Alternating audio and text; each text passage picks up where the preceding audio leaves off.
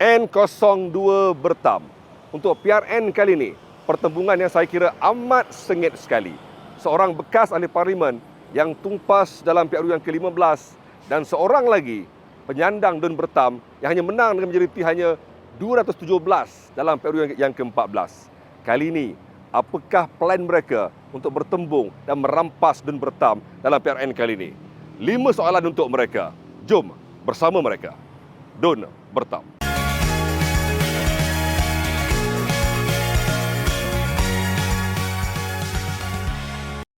Okey, Assalamualaikum Datuk Seri. Allahu Akbar, berjumpa semula. Ya, mai tempat yang sama juga Zul. Tahun lepas bulan 8 kan? Bulan 11. Bulan 11. PRU 15. Tempat yang sama ni. Meja yang sama, background yang sama. Tapi jangan result yang sama. Jangan result yang sama. Kita doakan kali ini berbeza result ni kan. Okey. InsyaAllah. Datuk Seri, macam mana rasa dipilih untuk kali ini bertanding di DUN? Berbeza sedikit. Ya. Kerana selepas melalui peristiwa kalah dan banyak perkara yang menjadi luar daripada dugaan. Ialah Ting Azrul pun tak sangka saya nak kalah. Tak sangka. Dan ramai pun rasa Betul. tak sangka. Namun gelombang yang begitu tidak dijangka itu telah meranapkan ramai ataupun banyak kursi jugalah. Aziz Rahim kalah, Datuk Dek kalah, Tengku Razali 35 tahun tak pernah kalah pun kalah, Nurul Izzah kubu kuat Matampau kalah, malah majoriti dia kalah lebih daripada saya. Lebih besar, yes. Jadi tentulah ia menjadi keadaan yang berbeza. Ya. Dan pendekatan yang saya ambil kali ini pun tentu berbeza. Ya. Dan ini medan pertandingan yang saya anggap penting, tetapi pendekatan yang saya perlu lakukan jauh lebih berbeza daripada yang saya lalui dahulu. Okey, itu kata Datuk Seri Rizal Marikan. Tapi hari ini sekali lagi saya dah beritahu kan kita nak buat 5 soalan. Jadi kita to be fair, NSTP Group kita dah sepakat kita akan bagi sama rata sama adil. Jangan hanya sebelah pihak saja. Kita akan bagi dua side untuk berkongsi pandangan ataupun prinsip mereka. Dan saya bersama pula dengan YB lah. Walaupun dah X lah. Sebab dah lepaskan jabatan ataupun Dewan Perdana telah pun dibubarkan. So saudara ataupun Tuan Khalid Mehtab, Muhammad Ishak yang menang dalam PRU yang ke-14 di bawah tiket bersatu, walaupun time tu bertanding di bawah bendera PKR. Tapi sebenarnya memang bersatu dan menang dengan majoriti 217 menumbangkan Syariful Azhar Osman dari BN serta Mokhtar Ramli dari PAS. Tapi sekarang PAS dengan bersatu geng dalam PRN kali ini. Dan akan bertembung dengan Giant, seorang bekas ahli parlimen, kepala batas, Datuk Seri Rizal Marikan. Assalamualaikum. Waalaikumsalam. Dia handsome, smart, bergaya. So, mereka kata saya duk baca-baca dalam komen-komen dekat Facebook, TikTok, pertembungan di DUN Bertam ni antara pertembungan yang hebat kerana komen-komen yang positif. Mereka kata kedua-duanya hebat, kedua-duanya bekerja dan kedua-duanya disenangi oleh orang-orang di sini di Bertam. So mungkin boleh saudara ataupun Tuan Khalid respon untuk komen tu. Okay, Bismillahirrahmanirrahim. Assalamualaikum kepada semua yang tengah mengikuti TikTok ni. Ya. Mungkin TikTok yang kita buat dekat NSTP Group. Group. Oh, NSTP. Okay, sorry. So, okay, memang kalau nak diikutkan, kursi Bertam kali ni dah kursi yang agak hangat lah, agak panas. Sebab yang bertanding adalah seorang mantan menteri, dan juga mantan ahli parlimen. Betul. Dan memang seorang figura yang terkenal bukan sahaja di Kepala Batas tapi di seluruh Malaysia. Nak dibandingkan dia dengan saya ni mungkin orang cuma kenal di kawasan dan mungkin di dalam negeri sahaja. Tapi ini adalah satu cabaran kepada, saya rasa kepada kedua-dua kami. Cabaran kepada saya sebab saya bertembung dengan seorang figura yang besar, yang terkenal. Dan saya rasa untuk cabaran Datuk Seri Rizal Marikan pun sebab kali ini dia bertanding di DUN. So senario dia berbeza. Nah, apabila seorang mantan ahli parlimen yang sekarang bertanding di DUN, fokus dia berbeza, gerak kerja dia akan berbeza. Dan saya rasa pertandingan kali ini cukup sengit dan agak menarik. Ini mungkin agak dengarnya macam bukanlah lucu, tapi ini sebenarnya benda yang biasa. Daripada parlimen turun ke DUN, daripada satu federal position turun ke DUN, orang nampak macam DUN, bunyi pun DUN kan. Okay. Adakah ini satu downgrade? Sedangkan telah pun bergelar menteri penuh sebelum ni. Ya, pertama saya tak menganggap macam itulah. Ya. Kan benda ni bukan berlaku di Kepala Batas saja, malah dia berlaku di banyak tempat. Datuk Mak Hassan pun turun bertanding di state.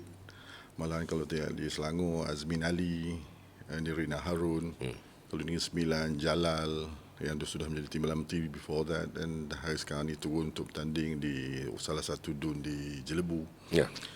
Dan ini menjadikan suatu perkara yang bukanlah luar daripada kebiasaan yang pernah kita lalui. Namun dalam soal yang ada kait dengan saya, ada kemungkinan juga dalam timbangan yang dibuat oleh pimpinan parti, mereka ingin melihat some federal figures untuk turun juga bertanding, untuk beri weightage kepada rangkaian kata pasukan yang turut bertanding. Macam saya kata sebutlah tadi, kalau belah Perikatan Nasional ada Azmin Ali, ada Rina Harun. Terdahulu mula-mula kata Syahidan pun nak turun. Ya, betul. So di Pulau Pinang, kali pimpinan memikirkan ada keperluan untuk saya diturunkan sekali lagi ke gelanggang bagi mempertahankan DUN yang sememangnya merupakan DUN tempat asas saya. Kerana Bertam tu tempat kelahiran saya, tempat saya membesar, tempat di mana ibu dan ayah saya amat-amat dikenali di seluruh masyarakat, mempunyai ruang tradisi yang agak tersendiri. Menjadikan saya sebagai calon untuk DUN Bertam kali ini adalah suatu benda yang dianggap berkewajaran kepada pihak kepimpinan. Saya fikir begitulah. Kan? Maka sebab itu saya diturunkan untuk calon. Jadi saya tak anggap itu satu benda yang luar ataupun janggal maupun downgrade. Tambah lagi ia merupakan seiring dengan satu benda yang menjadi peri penting dalam hati saya. Bila saya tewas, saya diajar untuk tidak putus asa. Dan keduanya saya kalah, tapi kena ingat 25,000 memilih saya. Masih besar. Saya kalah tetapi DUN Bertam tu saya menang. Ada soalan ni. Sat, simpan dulu. Jangan bagi dulu. Okey, teruskan. Ada lagi. Jadi saya anggap bahawa kalau nak menjawab soalan awal, saya tak anggap itu satu janggal. Bukan downgrade. Bukan downgrade. Adakah dilihat ini sebagai satu downgrade untuk dia sendiri yang memungkinkan juga memberi masalah kepada tuan yang selama ni mungkin melihat dia terlalu besar di atas sana? Kalau nak kata downgrade tu, saya rasa daripada seorang yang berpengalaman di peringkat nasional, seorang mantan menteri, dia pernah menjawat jawatan Menteri KPKT, sebelum tu Menteri Belia dan Sukan, dan kalau tak silap saya sebelum tu Timbalan Menteri Luar. Satu figura yang besar, seorang yang cukup berpengalaman, dan apabila dia bertanding di peringkat DUN, pada awalnya saya pun terkejut. Pasal apa dia nak kena turun ke DUN? Mungkin setengah orang akan kata itu satu downgrade. Mungkin juga. Tapi saya percaya dia ada sebab musabab dia sendiri pasal apa dia nak bertanding di DUN. Tapi saya pula di DUN ni memang macam saya beritahu tadi, mula-mula terkejut. Tapi saya anggap benda ni sebagai satu benda yang positif. Sebab saya selama ni hanya sebagai seorang ahli Dewan Undangan Negeri yang menjaga kawasan. Apabila bertembung dengan orang yang nama besar ni, sebenarnya memberi saya motivasi yang lebih kuat dan lebih besar untuk saya terima cabaran ni, saya menghadapi cabaran ni, dan you never know, anything could happen. Kemungkinan besar saya boleh mengalahkan seorang yang dikenali ramai, yang seorang figure yang besar ni. Seperti mana ketika dia tumbang dalam PRU yang ke-15 hingga menaikkan nama Dr. Mastura di sini, orang di Kepala Batas. Pelik, orang rasa macam lain macam kan. Kami pun terkejut tu. Tapi benda dah jadi kan. So benda dah terbukti, walaupun seorang figura yang besar, tak mustahil dia boleh kalah. Sebab yang ni semua kita pulangkan semula kepada rakyat untuk tentukan. Kan? Saya buat kerja, dia pun buat kerja. Tapi di bawahnya pada penghujungnya rakyat yang akan tentukan siapa yang lebih sesuai untuk menjaga kawasan DUN. Kalah dalam PRU 15. Tapi ini soalan dia ni. Tapi dikatakan undi di DUN Bertam dimenangi oleh BN. Walaupun parlimennya kalah dengan majoriti 2,000 lebih. Tapi difahamkan, saya pun tak tengok figures, tapi difahamkan Bertam ni BN menang. Okey. So adakah ini penambah keyakinan untuk menang kali ini? Sebab itulah tadi daripada jawapan awal. Saya kalah di peringkat parlimen sekitar 2,800. Tetapi secara ironinya saya menang di Bertam dengan undi majoriti hampir 900. 900 Hampir 900. Dan kalau ikut dari segi PRU 14, DUN Bertam ni dimenangi oleh sekarang ni penyandangnya adalah itu Khalid Mehtab Muhammad Ishak 217. Tapi Datuk dapat mengambil 900. Okey. 900. Peluang cerah lah tu. Jadi tanpa ada undi daripada PH dan sebagainya, ini memberi sedikit motivasi ataupun suntikan semangat untuk saya turun semula. I must say dalam diri dan hati saya ni, I only have, like I say, a sense of redemption. Semangat dan perasaan ingin tebus semula. Secara ikhlas, saya diberi amanah oleh Pak Lah about 10 years ago. Bila saya tewas di Kepala Batas tu, I feel him. So tapi Allah Ta'ala buka laluan baru. Dan dikala saya kalah, tiba-tiba Bertam menang. Seakan-akan rakyat Bertam mengatakan, we do not want to lose you, Rizal Marikan. It's okay you lose in Kepala Batas, tapi kami tak nak lihat kehilangan kelibat Rizal Marikan di bumi Bertam. Bertitik tolak daripada situlah saya anggap ia satu semangat untuk saya tetap turun, berada di sini, sentiasa berdamping dengan penduduk Bertam yang sememangnya agak dekat dengan rapat dengan saya untuk meneruskan perjalanan perjuangan. Dan ijtihad saya bersama dengan Kerajaan Perpaduan, saya anggap bahawa Bertam itu adalah tapak untuk saya mulakan kebangkitan semula Barisan Nasional dan juga UMNO di Kepala Batas. Dan satu mesej yang saya nak abang kali apa kata, Rizal Marikan masih di sini. Memanglah. Tadi pun tanya dekat orang sini, siapa tak kenal. Okey. Tetapi dalam PRU yang ke-15, walaupun beliau tumbang di Parlimen Kepala Batas dengan majoriti lebih kurang 2,800 lebih. Tapi dikabarkan beliau menang di Bertam dengan dikabarkan dalam lebih kurang 900 lebih kurang 900. Sedangkan tuan menang dengan hanya sekitar 217. Apa petandanya? Adakah ini satu kelebihan besar untuk dia kerana baru sangat PRU 15 ni? Atau macam mana? Mungkin di pihak Barisan Nasional, mungkin di pihak Datuk Seri Rizal, dia mengambil keputusan PRU yang lepas sebagai satu indikator untuk dia bertanding di DUN. Sebab kalau ikut indikator, kalau ikut penjumlahan hari itu memang dia menang. Okey, dan pada ketika itu 4 penjuru muda pun dapat satu jumlah yang besar. Okey. So kalau dan sekarang ni Barisan Nasional dah bergabung dengan PH. Okey. Okey, kalau diambil dari segi simple mathematical calculation, okey, kita ambil penjumlahan undi yang dia menang dengan katakan PH, dia ambil undi PH yang sama atau P mudahlah, okey. Kalau combine memang dia menang. Dan dia menang besar. Tapi kita kiraan 900 tu selepas campuran muda lah.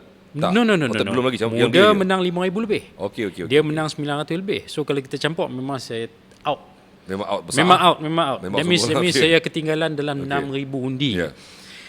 Tapi yang ni semua berlaku sebelum mereka bergabung. Okey. Senario hari itu dengan senario hari ini dah cukup berbeza. Okey.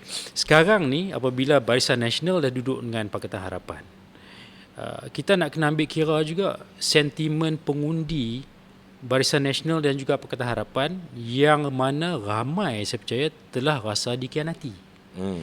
Ketika itu Barisan Nasional menolak no DAP.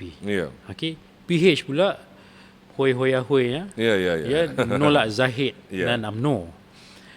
Tapi selepas PRU bergabung, Tapi sentimen rakyat tu yang tu yang penting. So saya rasa kalau di pihak lawan saya dia nak ambil kira mathematical calculation sebegitu, mungkin ada benda yang dah berubah. So lah ni bagi saya it can go both ways. Anyway, boleh jadi kelebihan kepada dia ataupun boleh jadi kelebihan kepada pihak saya. So kita tunggu dan lihat je lah. Tapi masa yang PRU 15 tu muda bertanding di bawah tiket PH. No, muda bertanding actually PH. PH kan? Tapi pakai logo muda. Okey. Dia tak pakai logo PH di Kuala Batas. Tapi itu 4 penjuru. 4 penjuru, yes. Sebab masa tu ada pejuang kalau tak silap saya. Macam mana dengan undi pejuang? Dia hilang deposit. So tak boleh harap undi tu lah. Tak boleh harap untuk tarik ke sini. Tapi saya rasa undi pejuang tu mungkin insya-Allah akan datang ke Perikatan Nasional sekarang ni. Walaupun sedikit tapi tak kisah. You know, kita akan mengharapkan sebanyak mana undi yang boleh kita dapat. Sebab menang kalah ni 200-300 undi pun boleh menang boleh kalah. Macam ada yang saya pernah menang dengan puluh-puluh undi pun. Ada. Macam saya menang pun 217 undi kan pada pilihan raya yang lepas. So walaupun sikit tapi masih menang. Lagi satu kemenangan. Menang tetap menang. Dia tak kira berapa banyak kan. Kali ni tadi pun sebut menang di PRU 15 di Bertam tanpa bantuan Pakatan Harapan. Tapi kali ni gabungan dalam gabungan bersama dengan PH. So adakah ini dilihat sebagai satu kelebihan untuk BN atau mungkin mewujudkan satu protes dalam kalangan akar umbi untuk yang tidak bersetuju tentang gabungan, tambahan pula dengan wujudnya gabungan DAP bersama dalam itu. Ikhlas Azrul mai kat sini 8 bulan lalu. Kita berbual pasal tajuk tentang P041 Kuala Batas. Betul. Waktu tu ketika saya berbual, saya mempunyai satu jawapan yang agak optimism. Sebab melihat pada keadaan, tiba-tiba suasana datang dalam keadaan yang luar daripada dugaan. Maka saya tak mahu mengulangi keadaan yang sama. Sekarang ni saya menjadi bukan over optimistic, over konservatif. Walaupun saya menang dengan jumlah 900, tapi apa-apa kemungkinan dan kebarangkalian boleh terjadi. Betul, nampak lain. Masa sembang kat masa sembang PRU 15, very confident semua. Lah ni nampak. Okey, alright. Okey, teruskan. Jadi saya mengambil pendekatan untuk menghormati penyandang jawatan. Kerana saya menganggap dia saingan dan dia tidak ada orang kata sesuatu yang saya perlu orang kata jatuhkan dia hanya kerana saya nak menang. Kerana itulah budaya Kepala Batas. Kita budaya Kepala Batas ni saya duk habaq lalu kat Datuk Seri Anwar pun saya habaq. Datuk Seri Anwar Kepala Batas ni macam Madinah. Tampoh tu macam Mekah. Orang Kepala Batas ni dia lembut-lembut, baik-baik, cakap geng semualah. Walaupun musuh dalam politik tapi yang geng kasar lah. Tu tampau saya kata. Tapi yang lebih penting saya nak tekankan ialah bahawa saya nak beri gambaran kepada orang Bertam. I'm here dan saya di sini bukan untuk tujuan hanya nak tebus, tetapi melihat pada dinamika politik baru ni. Setelah wujudnya Kerajaan Perpaduan, saya sebut tadi saya dah berijtihad untuk mendukung Kerajaan Perpaduan. Dan saya mempunyai keyakinan bahawa kerajaan yang akan ditubuhkan ini adalah kerajaan yang akan diterajui oleh PH berdasarkan kepada keyakinan tertentu. Namun kerajaan ini tidak mahu bersendirian. Dia tak mahu sunyi. Dia nak satu rakan kongsi yang bermaruah, kuat, berwibawa untuk bersama, terutamanya mewakili Parti Melayu. Di sinilah peranan UMNO. Setelah 15 tahun kita berada di luar. So saya mikir I'm here to be a credible, just to offer to become one of the credible partner to the state government. Sebab kalau nak bela rakyat di dalam Bertam, saya fikir kata adalah lebih baik saya berada dalam kerajaan, bersama kerajaan. Saya turun, saya tanya, mana yang lebih baik? Datuk Seri Rizal Marikan duduk luar kerajaan ke atau duduk dalam kerajaan? Kalau nak bantu. Dalam keadaan kerajaan di peringkat pusat sudah pun terbina utuh dengan 148 kursi. Saya sebut kenapa kerajaan PH ni akan menjadi kerajaan yang akan terbentuk. Sebab dalam telahan semua orang, hatta daripada pimpinan daripada perikatan, kalaupun perikatan mereka nak tawan dengan negara lain, satu negeri mereka letakkan berasingan. Hatta Tun Mahathir saya baca tadi dia kata 5-1. Satu Ya. tu Pulau Pinang. Ya. So bererti keyakinan bahawa tidak mungkin Pulau Pinang ditawan oleh perikatan adalah tinggi. Ya. Kalau itulah telahannya, makalah lebih baik bahawa Bertam merepresentasikan seorang wakil rakyat yang boleh berada dalam kerajaan, apatah lagi boleh membantu. Ya. Di mana posisi ahli parlimen berada dalam keadaan pembangkang. Ya. Saya rasa orang Bertam ataupun kepala batas akan berada, orang kata, dalam keadaan yang beruntung.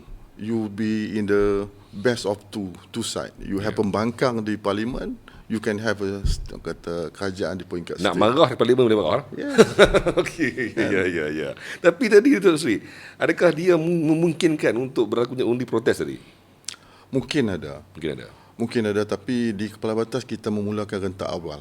Sebab oleh kerana kita bersederhana dalam banyak hal, atau dalam pertandingan dan yang terdahulu pun, maka penyerasian tu bukan suka. Maknanya luka, calak tak terlalu Masih banyak. ada lah. Ada, tapi tak terlalu banyak. Maknanya tak perlu terubat terlalu sangat. Ya. Yang masalah tempat-tempat yang kalau dah berpatah aral, sehingga kan kata point of no return. Tapi di kepala batas tak ada. Buktinya ialah banyak program dapat dilakukan dalam tempoh yang singkat.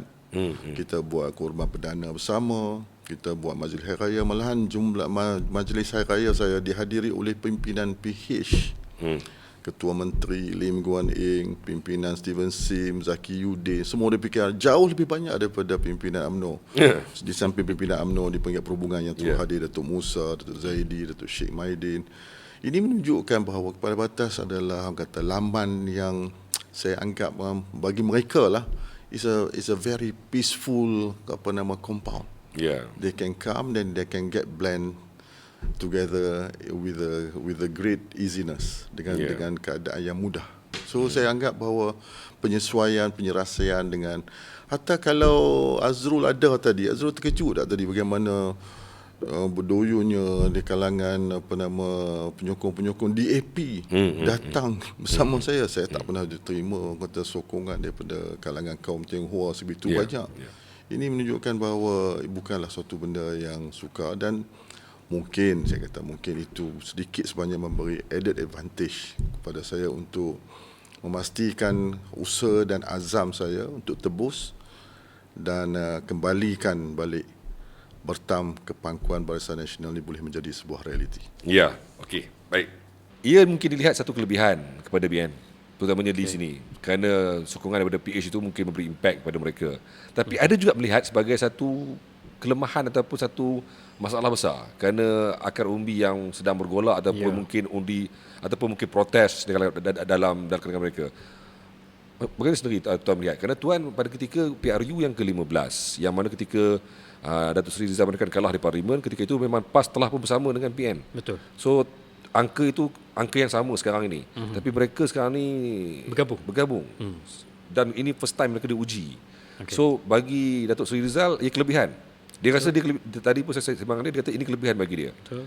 Bagaimana dengan PAS sebenarnya? Ataupun apa dengan PN?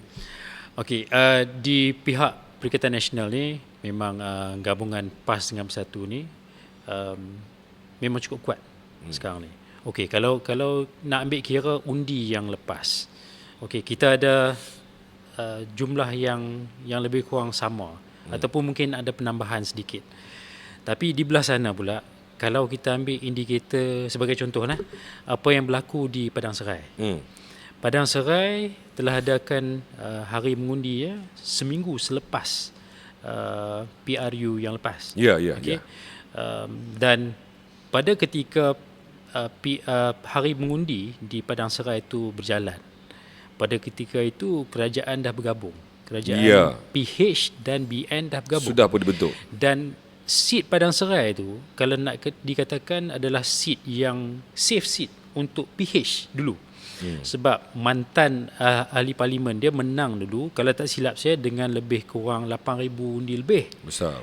Tapi apabila terbentuknya kerajaan PHBN ini, dan apabila kami mengharungi hari mengundi di Padang Serai, tiba-tiba kelebihan tu datang kepada Perikatan Nasional dan calon kami Cikgu Azman, Yang Berhormat Cikgu Azman, menang dengan lebih 16,000 undi. Ya, sedangkan ketika itu PHBN telah pun bergabung. telah pun bergabung. Yes. Logik. So ini menunjukkan protes daripada akar umbi. Dan saya rasa protes ni mai daripada dua-dua pihak. Belah PH dan juga belah BN. So benda ni dia kemungkinan dia boleh jadi either way macam saya kata tadi. Tapi kita mengharapkan kalau kita ambil indikator Padang Serai tu, insya-Allah kita ada peluang di Kepala Batas ni. Tapi mungkin Padang Serai tu dia terlalu baru dan sentimen kemarahan mereka masih lagi tengah marah sebab baru sangat. Dan mereka belum lagi melihat impact gabungan itu. Dan sekarang ni mungkin mereka telah melihat, mungkin ada yang dah mula rasa macam boleh ni, tak ada masalah. Dah reda sikit. Itu pun mungkin satu kemungkinan. Tapi kita kena tengok juga sentimen rakyat sekarang ni. Gelombang rakyat yang semakin hari semakin marah. Gelombang rakyat yang semakin hari semakin tak sabar nak keluar mengundi, nak hantar satu signal ataupun setengah orang kata satu referendum tu satu signal lah kepada kerajaan pusat yang rakyat sekarang di bawah ni tengah susah dan tidak ada apa-apa polisi ataupun formula baru yang boleh melonjakkan semangat ataupun ekonomi yang ada feel good factor tu buat masa ni kita tak rasa. Dah 8 bulan kerajaan perpaduan ini memerintah, so feel good factor tu tak ada. So mungkin ini juga satu faktor yang memberi kelebihan kepada Perikatan Nasional. Walaupun mungkin yang pergolakan tu dah reda sedikit, yang tu reda, tapi benda lain pula duk semakin melonjak. So kita tengok, kalau saya percaya kalau kita tengok komen-komen rakyat sekarang ni, apabila kita tengok dalam social media, memang rata-rata rakyat sedang marah dan rakyat tak seronok sebenarnya. So kita nakkan satu pembaruan, satu penambahbaikan. Itu yang kita mahu. So dan saya percaya Perikatan Nasional dengan slogan kami prihatin, bersih dan stabil ni, insya-Allah kita akan memberikan satu harapan baru kepada rakyat. Apa salahnya kita cuba. PRU15 gelombang hijau. Gelombang hijau berlaku. Dan di kali ini ditambah pula dengan populariti Datuk Seri Sanusi di Kedah. Walaupun tu Kedah punya cerita lah, tapi dia macam ada ombak-ombak tu berayun sikit sampai ke Pulau Pinang. Terutamanya di sebelah Padang Besar, belah Tanah Besar dia dah. Maksudnya kiranya sampai ke sini. Kabarnya begitu. So, adakah Datuk Seri bersetuju bahawa gelombang itu juga turut akan mengganggu juga usaha UMNO dan juga PH di Kepala Batas ni sendiri? Saya anggap gelombang itu satu cabaran. Sanusi telah menjadi satu figura yang menjadi tarikan.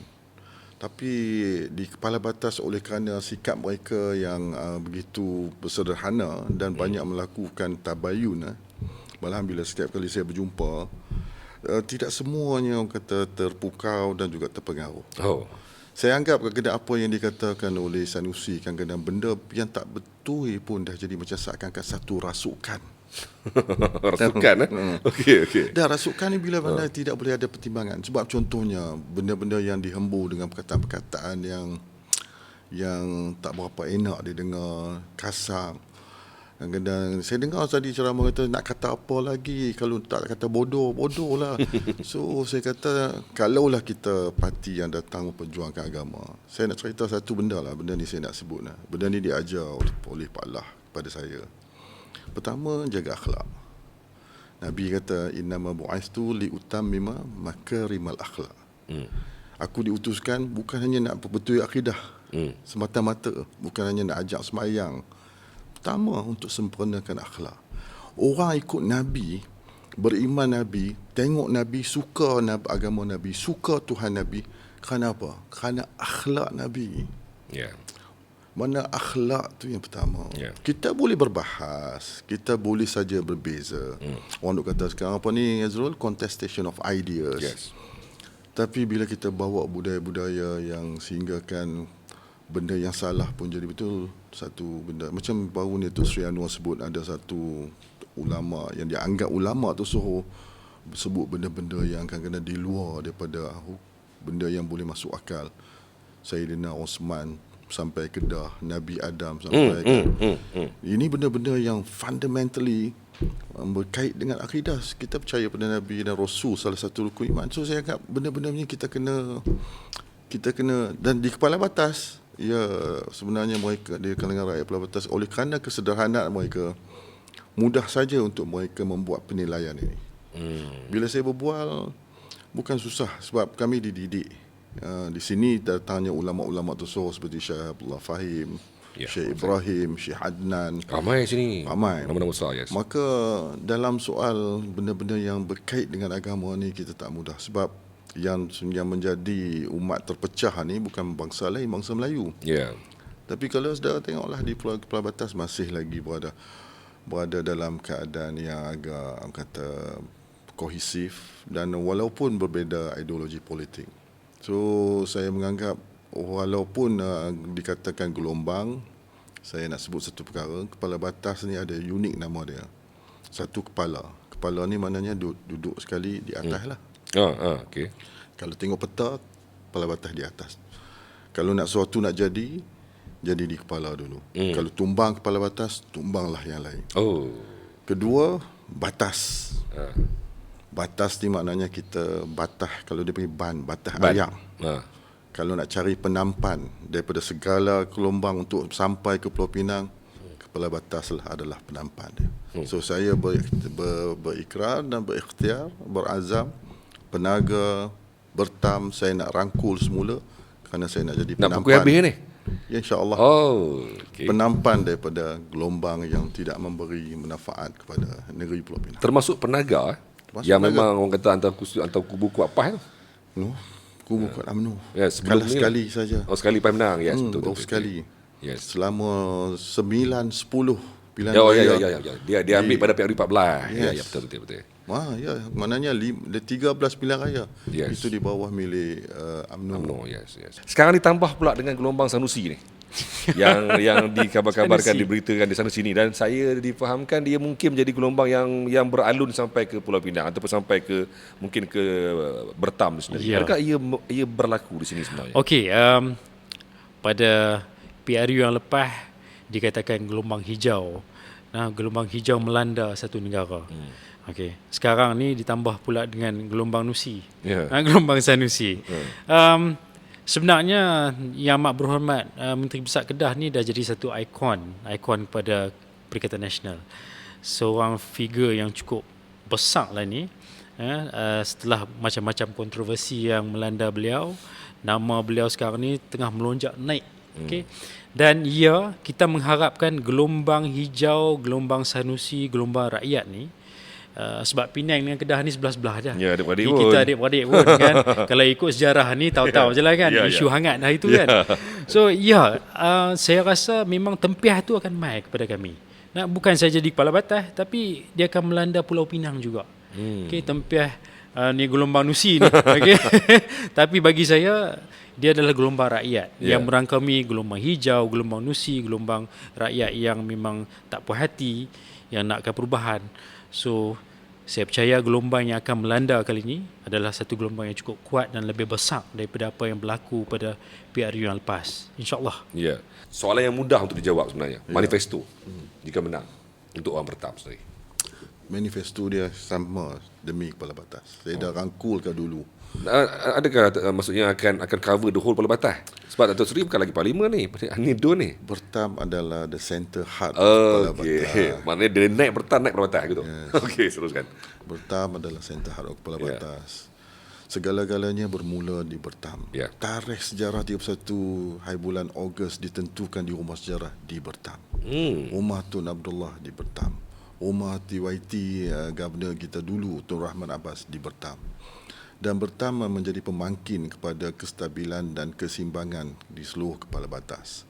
Sebab tu pentingnya Bertam. Tapi saya punya niat dulu, saya kata saya nak jadikan Kepala Batas ni tempat yang berdaya huni, mempunyai tahap daya huni yang tinggi. Di mana pembangunan yang berlaku ni adalah pembangunan yang dilakukan secara berhati-hati. Pertama, saya nak kekal ni sebagai Malay Belt. Tapi bukan hanya nak bersifat kata menidakkan kehadiran kaum lain, tapi ini asalnya. Saya nak kekalkan fitrah asalnya. Kedua, saya tak nak jadi bumi. Ini bumi yang hanya didiami oleh B40 saja. Saya nak lihat dia melalui proses progression. Ada M40, ada T20, ada saja orang Melayu yang mempunyai harta yang boleh beli harta tanah dengan nilai Lah yang apa tinggi. hebat dah tengok dengan water park macam-macam makin naik ni bertam ni kan. Betul. Ada MRSM, Betul. ada USM, Yes. ada UiTM, ada sekolah sains. Malahan bukan dari segi yang kata hardware, softwarenya, dari segi perisiannya. Ya. Sekolah kata Ulu Albab MRSM terbaik dalam Malaysia. So menjadikan Kepala Batas adalah seakan-akan kota ilmu. Sudahlah tempat daya huni, kota ilmu, orang yang rasa selamat dan rakyatnya mempunyai tahap kepedulian, peduli antara satu sama lain tinggi. Kalau nak rekreasi, hari ni kita ada tempat rekreasi Bertam Resort. Lain macam. Jadi Hotel pun terlawa. ya, dan dari segi kesihatan kita ada hospital, terbaru akan ada hospital swasta. Kalau saya ada ataupun ada orang-orang yang berharta, bukan dia akan kerja di sini, tapi dia nak tinggal tempat yang minda dia, akal dia boleh damai. Dan saya menganggap Kepala Batas lah tempat dia. Sebab itu saya menganggap perjalanan saya untuk Bertam ni adalah meneruskan agenda yang belum lagi selesai. Ini agenda yang diletakkan oleh Pak Lah dulu dan saya meneruskan. Dan alhamdulillah kalau Azrul tengoklah Kepala Batas ni, keadaan dia yang pembangunan yang amat seimbang. Dan saya mengharapkan dengan adanya keupayaan saya untuk berada semula di posisi membantu membangun Kepala Batas, ini akan memberi manfaat kepada rakyat Bertam secara amnya dan Kepala Batas secara khasnya. Ataupun terbaliklah, Kepala Batas secara amnya ataupun Bertam secara khasnya. Dan yang paling penting adalah bagi saya sebut sebagai Bertam kita sebagai slogan, bukan penyedap telinga. Bertam kita ni saya datangkan sebagai satu slogan kerana kita nak ia menjadi mentera bahawa semua Bertam ni bukan milik orang kaya je. Bertam ni bukan milik sekelompok je. Bertam ni bukan milik orang UMNO saja. Bertam ni bukan milik orang yang dah datang 100 tahun dahulu. Bertam juga milik warga emas, Bertam milik wanita, Bertam milik di kalangan mereka yang ingin membangun, Bertam milik di kalangan golongan cendekiawan. The sense of ownership Bertam ni bersifat inklusif. Ya. Sebab tu Bertam kita menjadi trust kepada demi Kepala Batas. Manifesto tu dah tu. Apakah pula manifesto PN di Kepala Batas selepas penggal? Kali ni apa tambahan janji? Untuk manifesto ataupun apa yang saya nak bawa di Bertam ini. Sekarang ni adalah tumpuan adalah lebih kepada anak muda. Kita tengok anak muda rata-rata perlukan peluang pekerjaan. Anak muda rata-rata perlukan perlu diberi perhatian lebih. Okey. So ini yang kita nak bawa. Kita nak pastikan kebajikan dan kesejahteraan anak muda terbela. Tapi bukan yang tu sahaja fokus kita di sini. Sebagai mantan adun dan sebagai seorang yang pernah berkhidmat sebagai ahli Dewan Undangan Negeri di Bertam ni, kita nak kena jaga semua orang. Semua lapisan rakyat, kaum, bangsa, agama, termasuk juga dengan veteran-veteran tentera yang ada, dia ramai juga di Bertam ni. So kita nak kena tengok dari skop yang meluas, skop yang komplit, dan sekiranya diberi peluang untuk menang di Bertam lagi sekali, dan mana tahu Perikatan Nasional ada cukup kursi untuk membentuk kerajaan negeri. Nampak ada canak. Saya rasa ada. Saya rasa ada. Ini Tun M pun kata tak boleh. 5 tu pasti, 1 tu tak pasti kata dia. Memang kalau tengok pada dasarnya nampak macam agak mustahil. Okay, tapi tidak ada benda yang mustahil pun dalam dunia ni. Kalau niat kita betul, kalau kerja kita betul, kita serah kepada Allah. Perlih pun tumbang kan. Okey. Tak mustahil Penang kita boleh kalih. So apabila insya-Allah insya-Allah bila diizinkan kita kalih kerajaan negeri ini dan kita bentuk kerajaan Perikatan Nasional di Pulau Pinang ini, banyak benda yang kita boleh bawa, banyak pembaharuan yang kita boleh bawa, dan di Bertam ini kita akan berikan lebih pengkhususan pada anak muda. Itu yang niat saya dan hasrat saya untuk saya bawa ke Bertam kali ini. Okey, last word untuk orang Bertam. Dan saya mengharapkan bahawa pada PRN ini, bahawa lihatlah kata batang tubuh Rizal Marikan. Saya dah ada di sini selama 10 tahun. rakyat dan juga penduduk Batam kenal saya.